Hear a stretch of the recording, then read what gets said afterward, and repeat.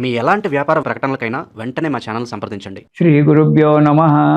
శ్రీ మహాగణాధిపతయే నమ. ఇక కర్కాటక రాశి వారికి ఈ డిసెంబర్ నెలలో కర్కాటక రాశి వారికి యత్న కార్య సిద్ధి, అనుకున్నటువంటి యొక్క పనులన్నీ కూడా నెరవేరడము, అన్ని రంగాలలో అభివృద్ధి జరగడము అనేటువంటిది జరుగుతూ ఉంటుంది. ఉద్యోగస్తులకు అధికారుల చేత మెప్పు పొందడము, కొందరికి అవార్డు రావడము అనేటువంటి కూడా జరగడానికి ఆస్కారం ఉంది. శ్రద్ధతో పనిచేసినట్టయితే అన్నీ కూడా సమకూరుతాయి. మంచి వారితో స్నేహితం ఏర్పడుతుంది. ఈ నెలలో ఈ కర్కాటక రాశి వారికి మంచి ఆదాయం ఉంటుంది. స్థిరాస్తులు, చరాస్తులు కొనడానికి మంచి సమయం ఆసన్నమైంది. ప్రయత్నం చేసి స్థిరాస్తులు కానీ చరాస్తులు కానీ మీకు నచ్చినటువంటివి కొనుగోలు చేయడానికి కూడా మంచిగా ఉంది.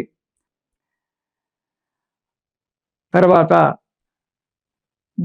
సమర్థవంతంగా జాగ్రత్తగా పనులు చెయ్యాలి, చేస్తారు కూడా మీరు.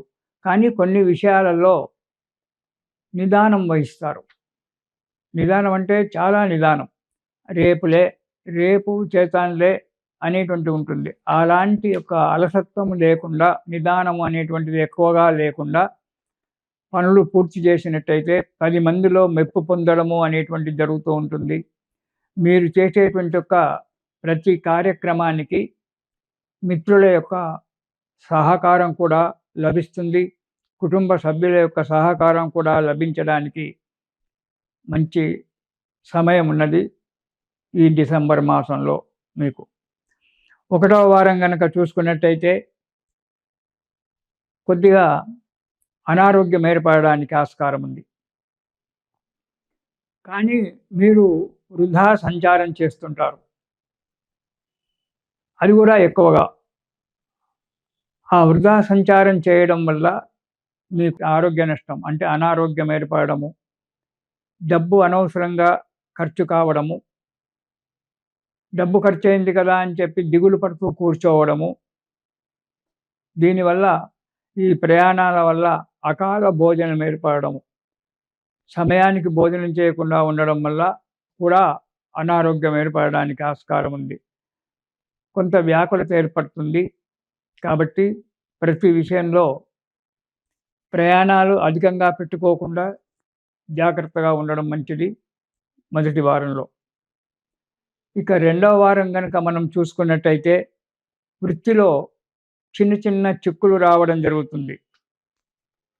ఆ చిక్కులు రావడం వల్ల మనస్సు ప్రశాంతంగా ఉండకపోవడము, 10 మందిని చీదరించుకోవడము, వారి వల్ల కొందరి పెద్దల వల్ల తిట్లు తినడము, దానివల్ల బుద్ధి చాంచల్యం ఏర్పడము, ఆలోచనాశక్తి క్షీణించడము జరుగుతుంది. ఇవన్నీ కూడా జరగడం వల్ల ఏమవుతుంది? పనులు చెడిపోవడం అనేటువంటి జరుగుతుంది. మనం చేసే కార్యక్రమము చెడిపోవడం జరుగుతుంది. కాబట్టి నిశితంగా ఆలోచించాలి, తక్కువగా ఆలోచించాలి, నిశితంగా ఆలోచించాలి. బుద్ధి బలం చేత, మనోధైర్యం చేత అడుగు ముందుకేయాలి. నేను ప్రతిసారి చెప్తుంటాను, శరీర బలం తగ్గినా మనోబలం తగ్గొద్దు. మనోబలం కనుక మనకు ఉన్నట్టయితే శరీర బలం ఆటోమేటిక్గా వస్తుంది. కానీ మనోబలం తగ్గినప్పుడు ఎంత దారుఢ్యమైన శరీరం ఉన్నా, ఎంత వయస్సులో ఉన్నా కానీ పని చేయదు శరీరం. కాబట్టి మనోధైర్యాన్ని చెడగొట్టుకోకండి. మనోధైర్యం గురించి పాటుపడండి. ఈరోజు కాకుంటే రేపు అనేటువంటిది ఒకటి ఉందని చెప్పి ఆలోచించండి. మనోధైర్యంతో అడుగు ముందుకేయండి. మీకు అన్ని పనులు కూడా నెరవేరడం జరుగుతూ ఉంటుంది. ఈ మనోధైర్యం చెడిపోవడం వల్ల పిచ్చి పిచ్చి పనులు చేయడము, డబ్బు నష్టపోవడము, ఆరోగ్యం నష్టపెట్టుకోవడము, 10 మందిని కోపగించడము, ఇవన్నీ కూడా జరుగుతూ ఉంటాయి. కాబట్టి మనోధైర్యమే మానవునికి చాలా ముఖ్యమైనటువంటిది. 2వ వారంలో శ్రద్ధతో, మనోధైర్యంతో అడుగు ముందుకేయండి. పనులు జరగడానికి ఆస్కారం ఉంది. ఇక 3వ వారం. ఈ వారంలో యత్న కార్యములందు సఫలత పొందడం జరుగుతుంటుంది.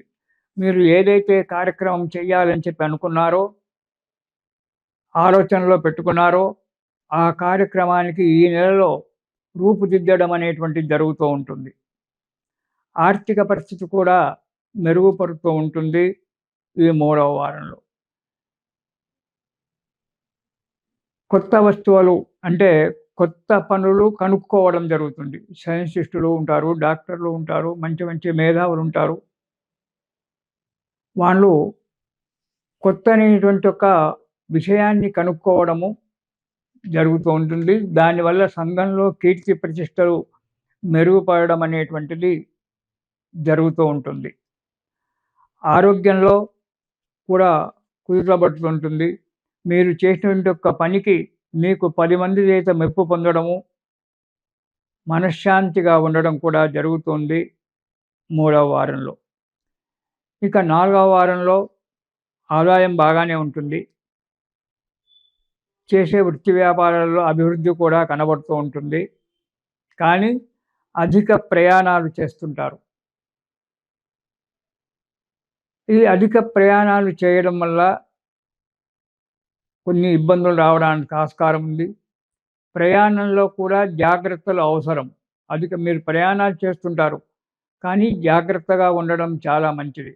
మీరు డ్రైవింగ్ చేసినా, వేరే డ్రైవర్‌ని పెట్టుకున్నా తగు స్పీడ్‌తో ప్రయాణాలు చేస్తూ, ముందు వెనకాలు చూస్తూ, జాగ్రత్తగా ప్రయాణం చేసినట్టయితే మంచిగా ఉంటుంది. ప్రయాణాలలో కొన్ని చిన్న చిన్న ప్రమాదాలు జరగడానికి కొద్దిగా ఆస్కారం కనబడుతుంది. కానీ మీరు జాగ్రత్తగా ఉన్నట్టయితే అవి కూడా తొలగిపోవడానికి ఆస్కారం ఉంది. ఈ కర్కాటక రాశి వారు ప్రయాణాలలో జాగ్రత్తగా ఉండాలి. వృధా సంచారం చేయకపోవడం చాలా మంచిది. వృధా సంచారం అంటే ఖాళీగా ఉన్నాం కదా, అక్కడ వెళ్ళొస్తానులే, ఇక్కడ వెళ్ళొస్తానులే అని చెప్పి వెళ్ళడము, దానివల్ల ఆరోగ్యం పాడు చేసుకోవడము, డబ్బు ఖర్చు చేసుకోవడం జరుగుతుంది. హాయిగా ఇంట్లో ఆ సెలవు దొరికిన రోజు భార్యాబిడ్డలతో కాలక్షేపం చేసినట్టయితే వారికి ఆనందంగా ఉంటుంది, మీకు ఆనందంగా ఉంటుంది. అనవసరమైన ప్రయాణాలు పెట్టుకొని దుబారా ఖర్చు చేసుకోవడము, మనశ్శాంతి లేకుండా బ్రతకడం అనేటువంటిది మంచిగా ఉండదు. ఈ వృధా ఎక్కువగా మౌనంగా ఉండడం మేలు. ఎక్కువగా మాట్లాడకుండా, ఆ మాట్లాడే మాటలు దురుస్తనంగా ఉండకుండా, నిదానంగా, శాంతంగా ఎదుటి వ్యక్తికి అనుకూలంగా ఉండబడేటువంటి ఒక విషయంలో మాట్లాడడం వల్ల మీకు అన్ని శుభాలే ఏర్పడడానికి ఆస్కారం ఉంది కర్కాటక రాశి వారు. సరే, ఈ ప్రయాణాలలో ఇబ్బందులు ఇవన్నీ కూడా ఉన్నాయి కాబట్టి ఈ రాశి వారు శివ కవచము లేదా శివ స్తోత్రము ఏదైనా సరే ప్రతిరోజు పారాయణం చేయండి. ఈ శివ కవచం పారాయణం చేయడం వల్ల మన చుట్టూ ఒక రేఖ ఏర్పడి, వలయం ఏర్పడి అది మనను కాపాడుతూ ఉంటుంది. కాబట్టి ప్రతిరోజు శివ కవచం పారాయణం చేయండి. మనశ్శాంతిగా ఉండండి. జీవితంలో సుఖము, సంతోషాన్ని పొందండి. తిరిగి వచ్చే సంవత్సరం 2026లో కలుసుకుందాము. ఇది శుభం.